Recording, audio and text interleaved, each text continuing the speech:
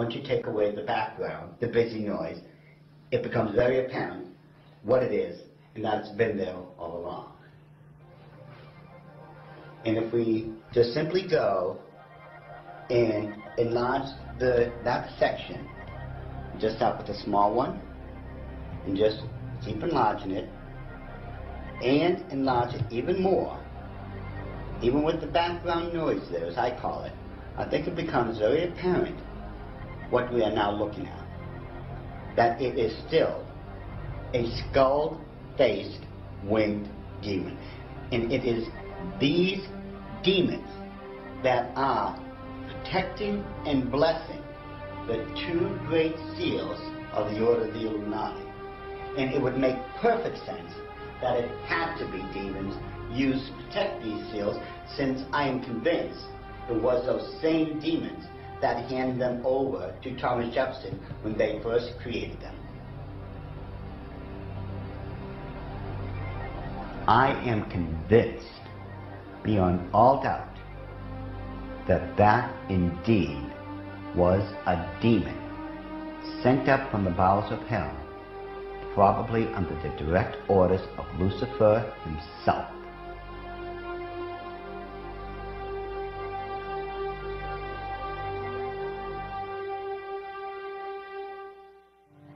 Doc Marquis makes it clear that he is no longer involved in the occult, and that since becoming a Christian, he has dedicated himself to warning others about the activities of the secret societies that worship Lucifer. I've been doing this now since the late 70s, when I first left the Order of the Illuminati, and that's when at that point I had become a born-again Christian. At that time, I realized what I had been doing all along. Maybe in my own way of trying to make up for what I had done, and I've done a lot of heinous things in this life, I begin to wonder if I'm not trying to make up or atone for some of those things I had done.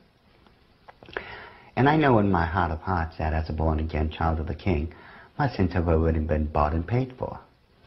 But still, there's just that part of me that still feels so guilty about everything I've done.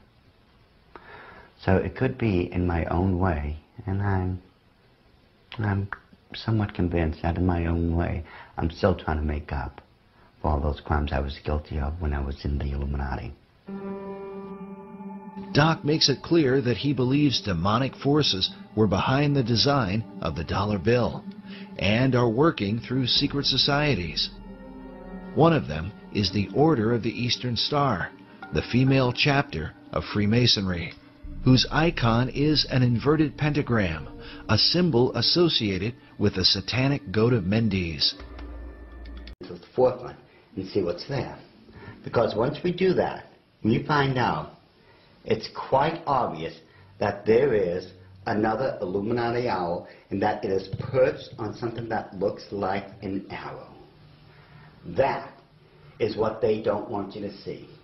Once you see this owl here and compare it to the other one on the left-hand side of it, it becomes very obvious that this is an owl. You can now begin to distinguish beyond all that busy signals and such that they don't want you to look through. Yet, they place there in honor of their totem bird, the Owl of Wisdom, which is the totem bird because their god, Lucifer, was supposed to have been the wisest of all of God's creation. Wisdom of Lucifer, wisdom into the bird, wisdom into the word Illuminati. Therefore, the chain of wisdom is followed all the way through. All right, now, did they teach you this in the Illuminati? Yes.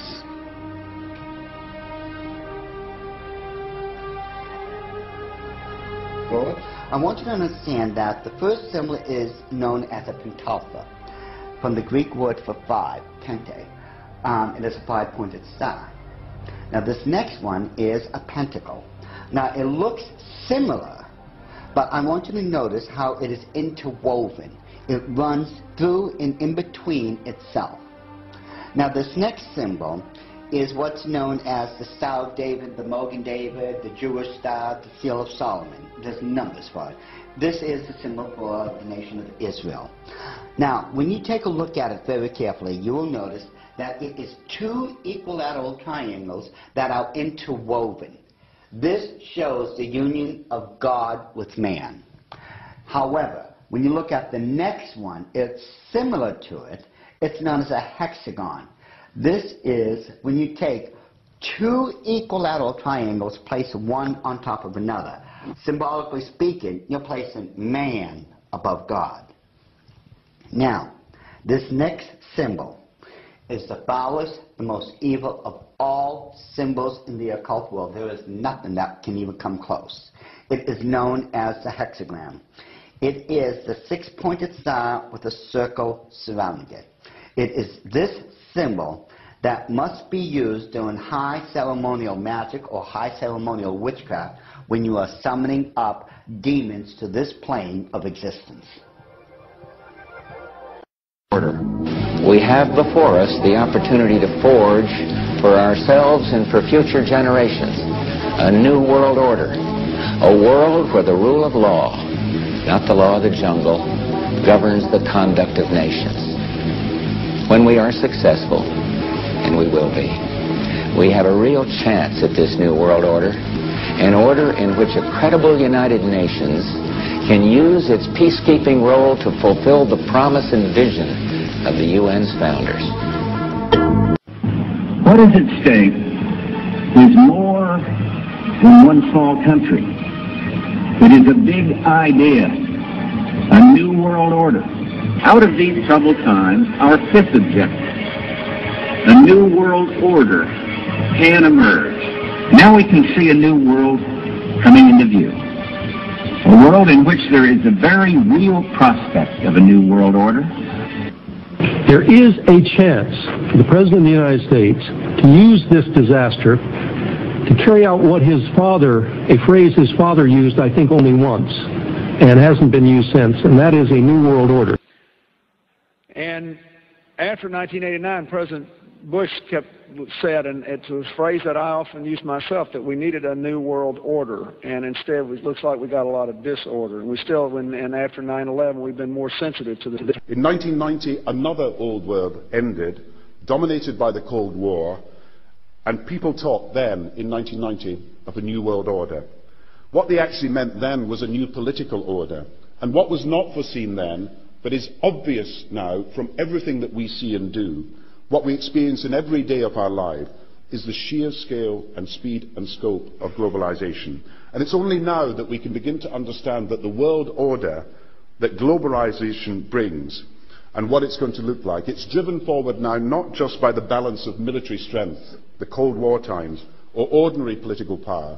It's being driven forward by a seismic shift in economic power that we see around us, and realizes what I believe is our destiny of success in this new world order. So, in conclusion, ladies and gentlemen, a new world is emerging. It is a new world order with significantly different and radically new challenges for the future. The Norman Cousins Global Governance Award, Walter Cronkite. World government is the structure necessary for global justice. You,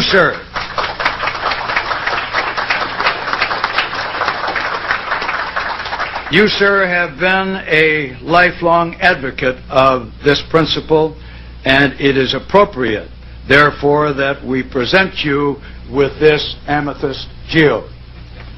Well, there are two reasons, really, why I'm particularly grateful and honored by this award.